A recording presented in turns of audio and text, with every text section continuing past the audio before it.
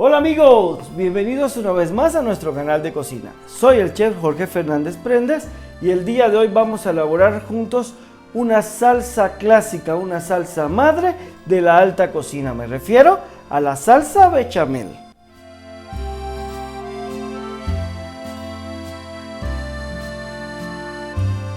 Hola amigos, bienvenidos una vez más a mi canal de cocina.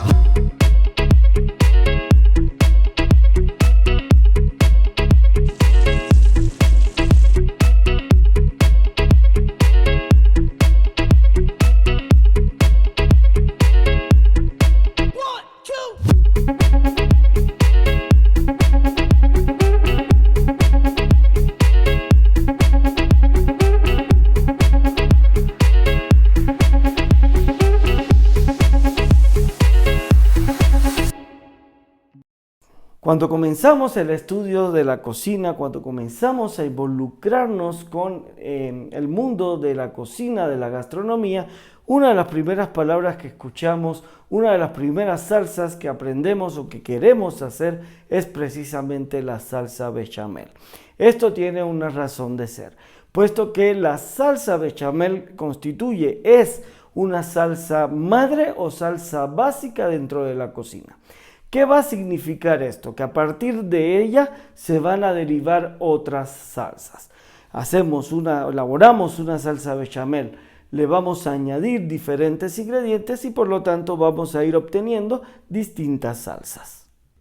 Entre los siglos XVII y XVIII, el insigne cocinero francés Antoine Carême es quien clasifica por primera vez las salsas. Esto lo hace precisamente para agilizar el trabajo dentro de la cocina. Propone elaborar ciertas salsas y a partir de ellas entonces añadir ingredientes e ir obteniendo diferentes salsas. A estas salsas se le llaman salsas derivadas. Posteriormente, entre los siglos XVIII, finales del siglo XVIII, principios del siglo XIX, es Georges-Auguste Escoffier quien continúa la labor de Carême dentro de lo que es la clasificación de las salsas. Hace unos pequeños cambios y adiciona nuevas salsas. Siempre los dos tuvieron la salsa bechamel como una salsa madre. Esta se mantiene desde el siglo XVII hasta nuestros días. Es Auguste Escoffier quien entonces va a solidificar y asentar las bases de la gastronomía moderna. Sobre el origen de la salsa existen varias teorías. Una dice que en el año de 1533 cocineros que acompañaban a la reina Catalina de Médicis a Francia en su boda, trajeron esta salsa de color blanco que se le llamaba así en esta época. Otros, por el contrario, le atribuyen la creación de la salsa a uno de los nobles de Francia, a Mornay. Pero es precisamente a Mornay que se le dedica también una derivada de las salsas bechamel. Esta teoría no tiene mucho fundamento. Sin embargo, existe otra teoría muy difundida, por cierto, que es el propio Louis de Bechamel, otro noble francés, quien crea la salsa. Sin embargo, la teoría más fuerte, con más peso y fundamento histórico, es que la salsa fue creada por un insigne cocinero francés, padre también de la gastronomía del país galo, llamado François-Pierre de La Varenne. La Varenne publica en el año de 1651 uno de sus libros más famosos, Le Cuisinier François, el cocinero francés. En este libro se publica por primera vez el roux como bases pesantes de las salsas. Antes de este libro, la mayoría de las salsas en Francia eran espesadas por reducción y otros agentes ligantes. Sin embargo, el uso del roux como tal, roux que significa rubio, es esta mezcla de la harina con la mantequilla a través del calor, entonces, se documenta en este libro. También aparecen las sopas cremas, como la sopa crema La Reina, publicada en este libro, y una salsa muy parecida a la bechamel como la conocemos hoy en día. Otro dato importante a tener en cuenta es que Louis de Bechamel y François-Pierre de La Varenne fueron contemporáneos. En la época, sobre todo bajo la corte del rey Luis XIV, era moda dedicar las preparaciones, las creaciones culinarias a políticos o personas prominentes de la aristocracia. Esto es lo que sucede con esta salsa. La Varenne se la dedica a Bechamel, quien gozaba en aquella época de cierta popularidad dentro de la corte. Existen algunas variantes, como todos, de esta salsa, aunque esta salsa es una de las salsas más consolidadas dentro de la gastronomía, dentro de la cocina. Estas variantes ocurren principalmente fuera de Francia. Una de ellas es el uso de la maicena en vez de la harina de trigo. Esto es porque, la maicena queda un poquito más ligera. En otros países, he leído bibliografía en España, por ejemplo, de que en vez de la mantequilla utilizan aceite para hacer esta especie de roux y a partir de ahí construir la salsa. Aunque realmente es una salsa muy sencilla, de pocos ingredientes. Tenemos como base la mantequilla, la harina, la leche y la sal, la pimienta y un toque de nuez moscada que propone en su libro Auguste Escoffier. Sin embargo, también existen unas pequeñísimas variantes que es infusionar la leche con algunos elementos. Sin embargo, la fórmula más pura es con la leche en sí. Sin más, pasemos entonces a la elaboración, pero no sin antes conocer los ingredientes. Para nuestra salsa bechamel vamos a emplear harina, mantequilla, leche entera, pimienta blanca, sal y nuez moscada. Para elaborar una salsa bechamel debemos conocer la función y cómo tratar y trabajar algunos de sus ingredientes. El primer ingrediente que vamos a utilizar es la harina de trigo. La harina de trigo está compuesta por varias sustancias, es un cereal, es alto en vitaminas, minerales, pero también en proteínas y en almidones. Por lo tanto, azúcares también son parte de su composición.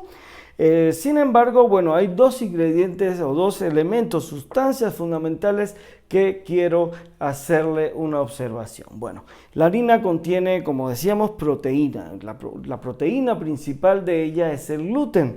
Es lo que permite hacer o dar la estructura a las masas panaderas. Por lo tanto, para hacer un pan debemos activar estas sustancias. Sin embargo, en el caso del roux que va a servir para espesar, no es necesario activar el gluten, todo lo contrario. Debemos hacer que el gluten no se active. ¿Para qué? Para que queden libres los almidones que van a permitir espesar entonces la salsa y va a permitir que la salsa bechamel no tenga ese sabor agresivo que muchas personas sienten cuando dicen, es que la salsa sabe a harina. Esto es ¿por qué? Porque sabe al gluten. De una forma u otra ese gluten se activó y entonces va a proporcionar ese sabor. Para inhibir entonces el gluten y preponderar los almidones, lo primero que debemos hacer es darle un pequeño tostado, darle calor, aplicar calor a la harina. Esto, es importante, no en muchos libros habla de esto, sin embargo, es un buen truco, un buen tip que debemos usar en la cocina. Auguste Escoffier, en parte de su bibliografía, así lo propone. Esto es sencillamente, nos va a ayudar a dos cosas. Lo que había dicho de la inhibición del gluten y otra es darle un cierto tostado si queremos algún tipo de roux. Si queremos saber más del roux, te invito a que veas mi gastropedia y vas a conocer que existen varios tipos de roux que se van a clasificar según su color. En el caso de la salsa bechamel, quiero un roux que sea rubio, que sea claro, que realmente no sea oscuro. Esto para no obtener un roux oscuro, entonces no vamos a tostar tanto, solamente vamos a darle un ligero calor para inhibir la proteína de la harina. Ya, ya comienza a desprender olor. Sin embargo, para nada se ha tostado, ha cambiado la coloración de la proteína, de la harina.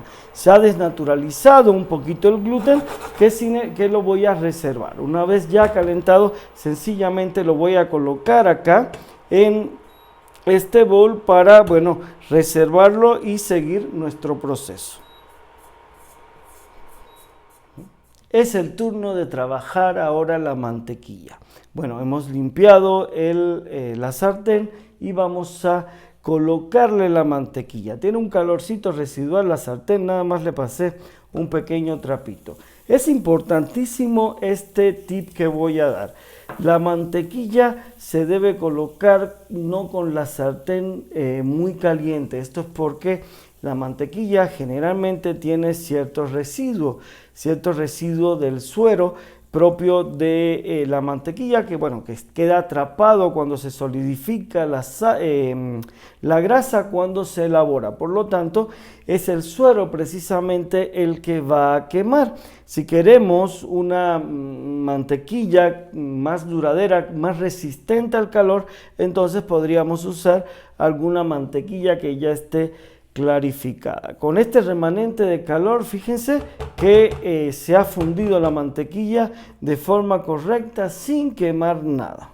Sobre la proporción entre la mantequilla y la harina, técnicamente se utiliza 50-50%. Sin embargo, algunos autores plantean un 60% de harina y un 40% de mantequilla. Realmente esto puede variar dependiendo de la calidad, del tipo de mantequilla y de harina que utilice. Bueno, una vez caliente ya la mantequilla, vamos a bajar el fuego para adicionarle entonces la harina. Adicionamos la harina previamente calentada, que le aplicamos el calor a la mantequilla, y entonces vamos a mover para realizar entonces el roux. De esta forma ya vamos a realizar el famoso roux.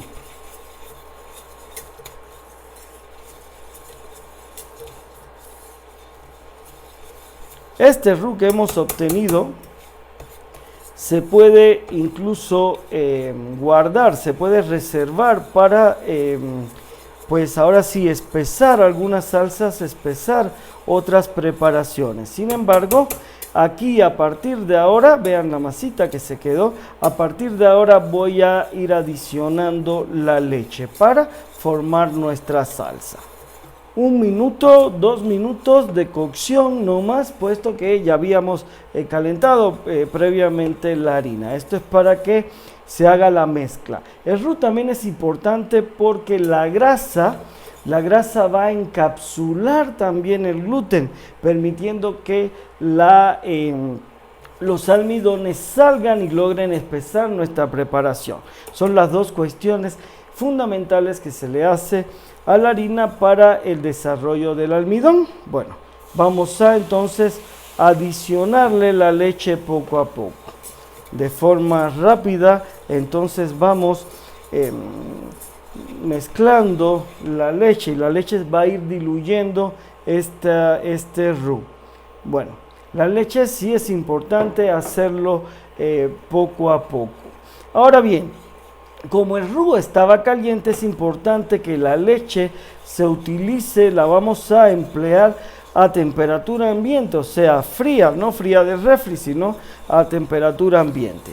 Si nosotros tenemos guardado el roux, entonces a la leche caliente, o sea, calentamos la leche, que es la otra versión, la que se suele infusionar la leche, vamos entonces a adicionar a la leche caliente el roux frío. Es importante tener en cuenta esto para que los almidones entonces se vayan a diluir, se vayan a disolver mucho más fácil en el medio líquido.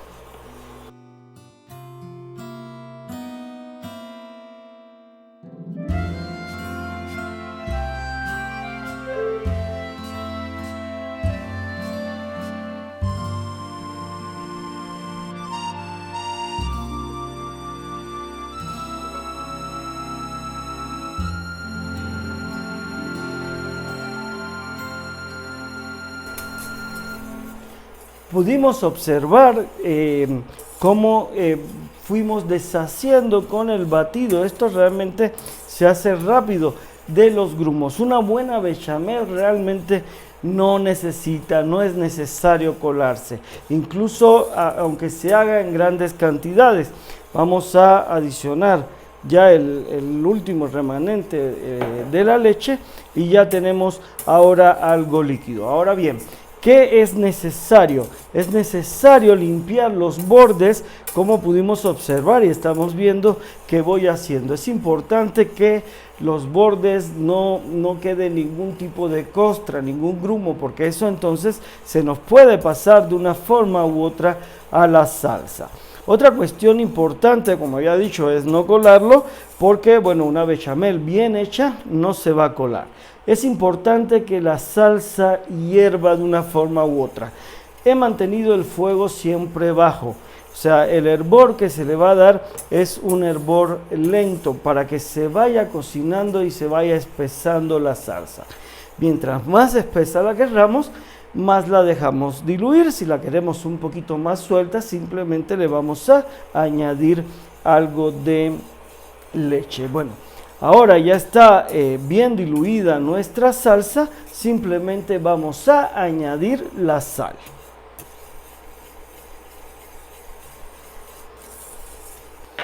A su vez también vamos a añadir la pimienta blanca.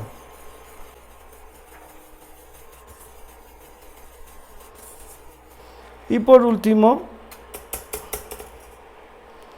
vamos a adicionar la nuez moscada, recordando que la nuez moscada es mejor siempre rallarla.